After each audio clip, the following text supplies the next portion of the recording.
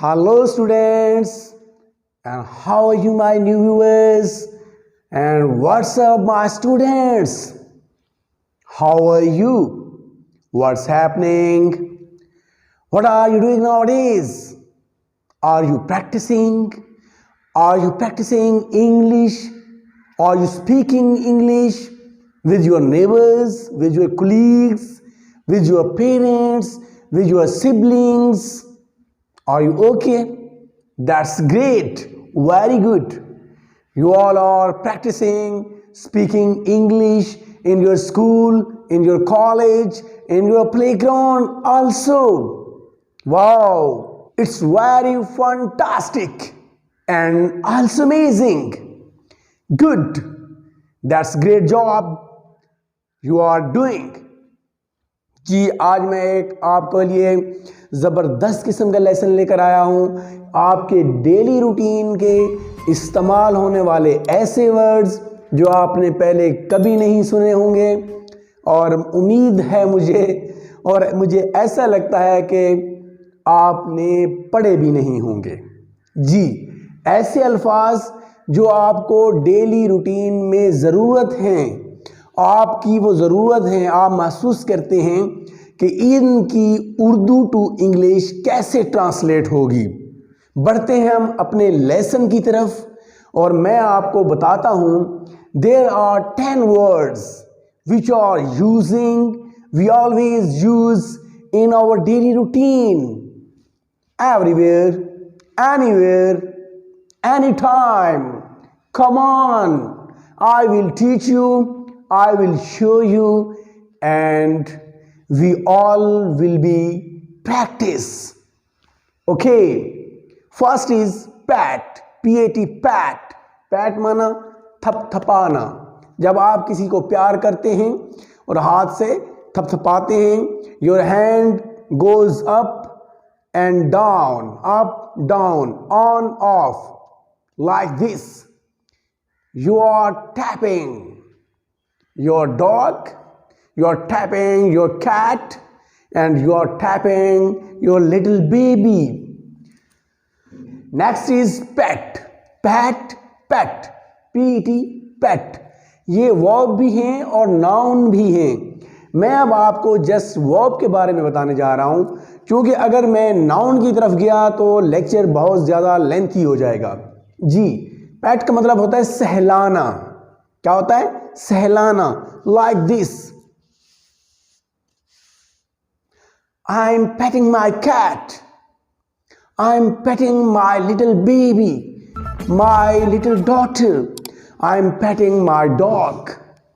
तो ये पेट ज्यादातर जानवरों के लिए इस्तेमाल होता है, लेकिन छोटे बच्चों के लिए भी आप इस्तेमाल कर सकते हैं। Next is pinch, pinch like this. हम यहां पे इस्तेमाल करते हैं चींटी काटना, चुटकी काटना, चुटकी काटना। Pinch like this, like this. I am pinching you, she is pinching you, why are you pinching me, like this. Next is poke. What is poke? Poke का मतलब होता है ठोंसना, लाइक दिस, लाइक दिस। चुभोना। जब आप किसी को इस तरीके से ठोंसते हैं तो उसको पोक कहा जाता है। उसके बाद है scratch. Why are you scratching? What is this? उफ माय गॉड। स्क्रैच का मतलब होता है खुरचना, लाइक दिस, एस, खुरचना। And other is wipe. जब बच्चे खाना खा लेते हैं, कुछ पीते हैं, तो उनके मुंह के ऊपर लग जाता है। आप उसको जब साफ करते हैं तो इस साफ करने के अमल को वाइप कहा जाता है।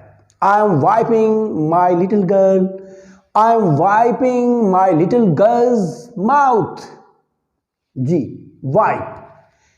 And next word is wipe it up, wipe it up.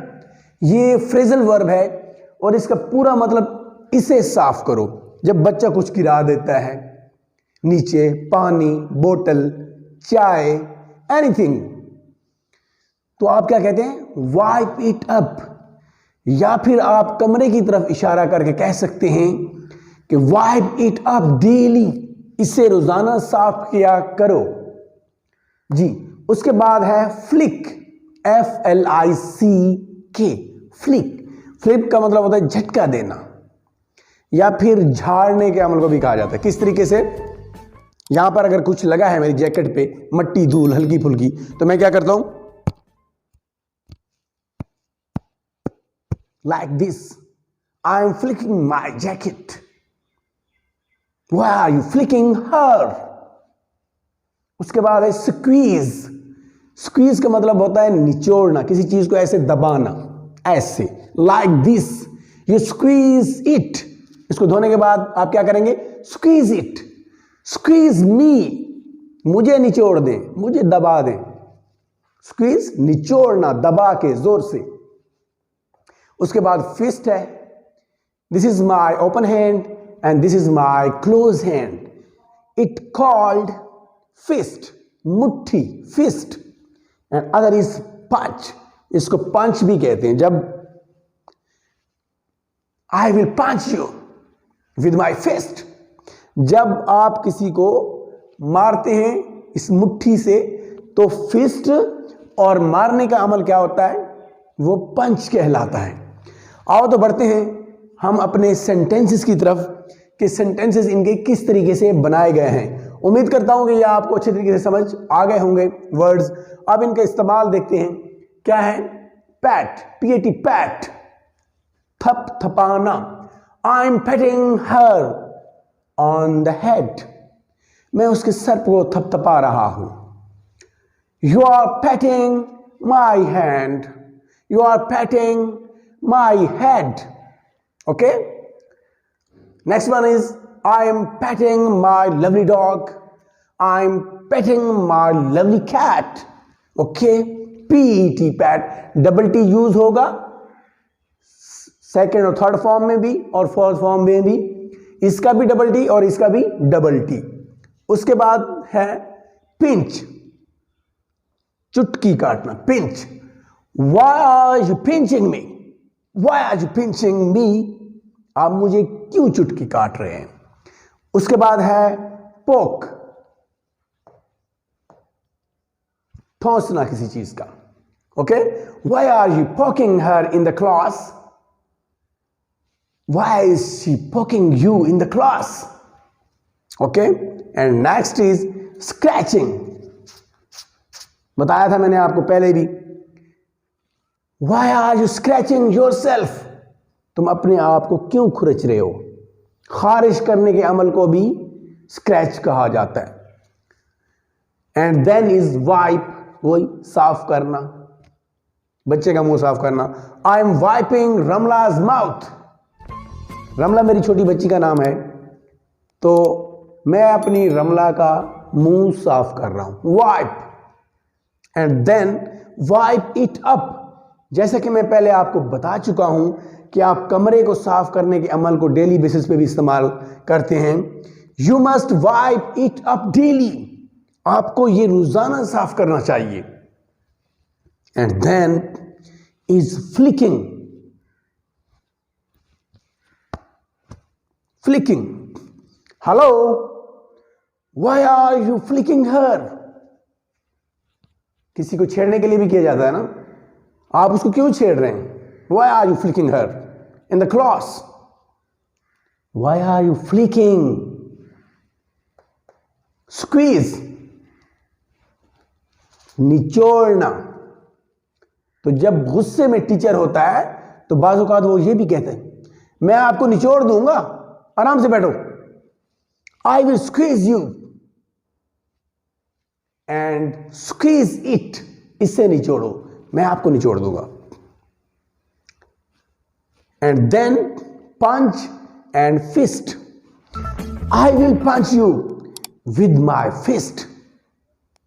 She will punch you with her fist. उम्मीद करता हूं आज के लेसन भी आपको बहुत अच्छे तरीके से समझ आ गया होगा। और आप इसकी प्रैक्टिस करेंगे ज़बरदस्त तरीके से डेली बेसिस पर, और हम इस तरीके से आगे बढ़ते जाएंगे। ये जो जितने भी वर्ड्स मैंने आपको दिए हैं ये डेली रूटीन पे यूज़ होते हैं और बहुत ज़्यादा यूज़ होते हैं। इनको यूज़ करें, इनकी प्रैक्टिस करें, ज़्यादा से ज़्यादा प्रैक्टिस करें। इंशाअल्लाह मिलते हैं अगले लेसन में अगली सुबह। हयात बाकी, मुलाकात बाकी। वस्सलाम।